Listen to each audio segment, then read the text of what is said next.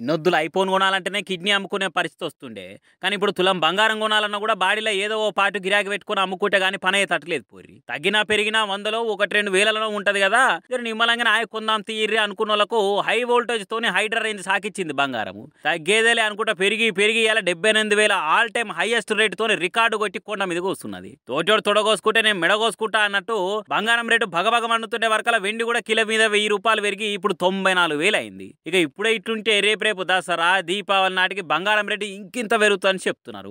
ఎంత పెరిగినా కానీ కొనుడు తప్పదు కానీ కాకుంటే 5-10 తక్కువ ఉన్నప్పుడే కొంటే జరంతరన్నా ఆసరే కదా అన్న ఆశ జనాలది. ఆయనతో లగ్గాలు పెట్టుకునేటోళ్ళు ఉంటే అప్పు సప్పు చేసినా సరే ఇప్పుడే కొనని అయి ఉన్నట్టున్నా చూస్తుంటే ఇట్లనే మస్తుగా అంటారు. పుసుకున్న రేపు రేటు తక్కువైతే ఇప్పుడు కొని లాసే కదా అని ముక్కిరిచేరు. కొని పెట్టుకుంటే ఖరాబ్ అయ్యేదా పాసిపోయేదా? ఎన్నటికైనా బంగారమే కదా. కొని పెడితే ఓ పని అయిపోతుంది అనుకుంటా దావత్లు లగ్గాలు పెట్టుకున్న వాళ్ళు పైసలు చదువుకునే పనులు పడ్డారు. ఇక మంత్రి పొంగులేటి సారింట్లో పొయ్యన్న ఎలిగేయక ముందే ఈడీఓలు ఇంటి తలుపులు కొట్టిర్రు. హైదరాబాదు ఖమ్మం అనుకుంటే మొత్తం సార్కు సంబంధించిన 16 జాగాల ఎట్టే టైం రైడింగులు చేస్తున్నారు. సార్ కంపెనీలో 650 కోట్ల టీడీఎస్ అవకతవకలు జరిగిన ఆరోపణలతోటి ఢిల్లీకి వచ్చిన ఈడీ బృందాలు 16 బ్యాచ్లు ఇడిపోయి ఎట్టే టైంలో సోదాలు చేస్తున్నాయి. ఇక సార్ ఇంటి చుట్టూ సిఆర్పీఎఫ్ పోలీసులు కావాలన్నారు. కంపెనీ కాయిదాలు ఇంట్లోన్న కాయిదాలు అన్నింటినీ జల్లడబడుతున్నారు ఆఫీసర్లు. పొంగులేటి సార్ రాజకీయమే కాకుండా పెద్ద కాంట్రాక్టర్ కూడా కదా.